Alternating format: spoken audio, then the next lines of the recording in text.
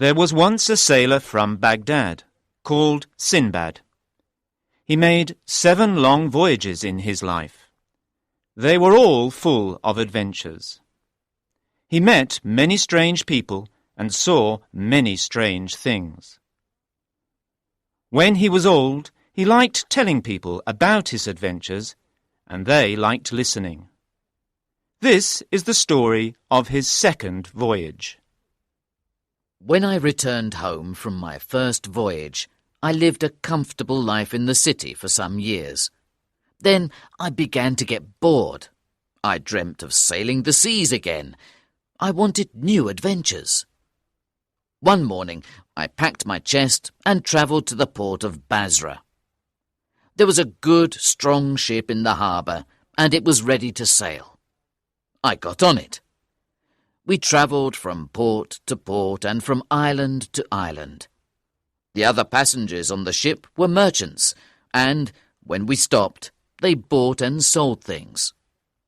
Soon, I began to do the same. Weeks and months passed pleasantly, but without adventure. Then, one day, the wind took our ship to a strange and beautiful island. There were trees with delicious fruit, flowers of many colours, and streams of sweet water. The air was full of the songs of birds, but there weren't any people. The other passengers started to explore the island. I was tired, so I sat under a tree. I ate some of the delicious fruit from the trees and drank some of the sweet water from the streams. Then I fell asleep. When I woke up, I looked around. I was alone on the island. I looked out to sea and saw my ship on the horizon. I began to feel afraid. "Oh, poor me," I said. "What shall I do now?" I walked around the island for an hour or more. Then I climbed a tall tree. "I can get a better view of the island from the top of a tree," I thought. I looked left and right, but I saw only trees, flowers, birds, the sea and the sky. Then I looked more carefully. There was a big white object in the distance. I decided to go and have a look at it. When I got nearer, I saw that it was a dome. I touched it and walked round it. It was very smooth and very big, but there were no doors or windows in it. Suddenly, it became dark. I looked up and saw an enormous bird above me. It covered the sun. "A rock," I said to myself, "and this white dome is her egg." I remembered a traveller's story about these birds. It said that rocks caught elephants for their babies to eat. Just at that moment, the bird landed on top of her egg, and soon she was asleep. I quickly took off my turban and tied one end of it to the rock's foot and the other around my waist. "Perhaps this bird will take me to a land where there are cities and people," I thought. I waited all night. In the morning, the rock woke up and flew away, and she took me with her. She didn't take me very far. We landed on the side of a mountain. I quickly untied my turban and hid behind a rock. The rock picked up a huge snake in its talons and flew away. I looked around me. I saw a lot more snakes. They were sleeping among the rocks. "This is a terrible place," I thought. There was fruit to eat and water to drink on the island, but there are only snakes here. I walked down into the valley. There weren't any trees or flowers, only sand and rocks. The small stones under my feet sparkled in the sunshine. I looked at them more carefully. they weren't stones. They were diamonds. Then I knew where I was. "This is the Valley of Diamonds," I said to myself. "Nobody escapes from here." I began to feel very afraid. I looked around. The snakes were still asleep among the rocks. Their bodies were as thick as tree trunks. "They'll wake up when it is dark," I thought, "and come out to look for food. I must find a safe place to sleep tonight. Perhaps there are some caves here." It was beginning to get dark, and I could hear the snakes. They were waking up. I walked faster. Soon I found a cave. It was big and dark inside, but the floor was dry. "This is a good place to sleep," I thought. "I'll put a big rock in the mouth of the cave to keep the snakes out. I'll be safe here until the morning." I went in and looked around. At the back of the cave I could see 2 small red lights. 2 eyes. There was a huge snake there. She was sitting on her eggs. She was looking at me. I ran out of the cave. It was completely dark in the valley now, and the snakes in the rocks were coming out. They made a terrible noise.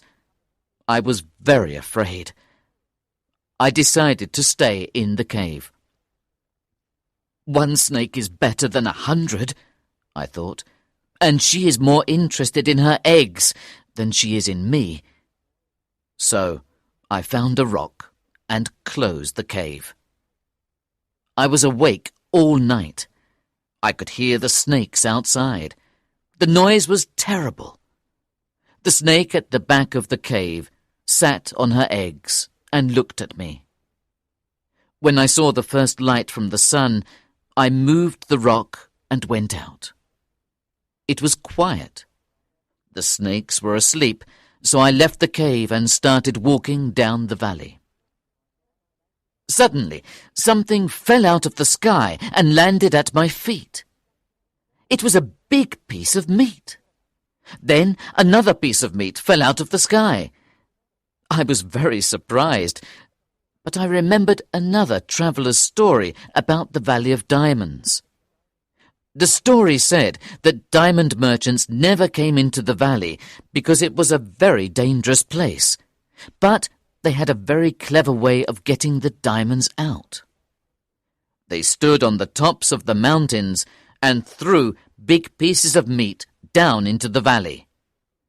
The meat was soft, so the precious stones stuck to it. At midday, rocks and eagles flew down into the valley. They picked up the pieces of meat and carried them up to the tops of the mountains. When the birds landed, the merchants shouted loudly and made a lot of noise. The birds were afraid and flew away. Then the merchants took the diamonds out of the meat and put them into chests. This was the only way of getting the diamonds out of the valley. Later, the merchants sold the precious stones in the cities for a lot of money. The story gave me an idea. I filled my pockets with the biggest diamonds I could find. Then I tied myself to a piece of meat with my turban. Soon an eagle came down. It picked up the piece of meat and me and flew up to the top of a mountain with it. As soon as we landed, there was a lot of noise and shouting. The bird was afraid and flew away. I untied myself quickly and started to run. "Hey, you! Stop!" a man shouted. I stopped. "Don't hurt me, sir," I said. "I'm an honest man. I don't want your diamonds." I took 3 big diamonds out of my pocket. "Look," I said, "take these. I picked them up in the valley." And I gave him the stones. The man was very happy and thanked me. He took me to meet his friends. They were all diamond merchants.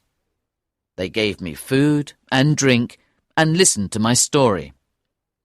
One of them said, "You're the first man to escape from this valley." I travelled with them for many weeks. We visited many countries, and we had many adventures. I gave them diamonds, and they gave me food and drink. In one port there was a ship that was going to Basra. I was tired of travelling, and I wanted to see my family again, so I got on it. From Basra, I travelled back to Baghdad. I was happy to be home again. I was a rich man. I gave many presents to my family and money to the poor people of the city. I enjoyed my comfortable life at home. But after a few years, I started to get bored. I wanted to travel the seas again and have new adventures.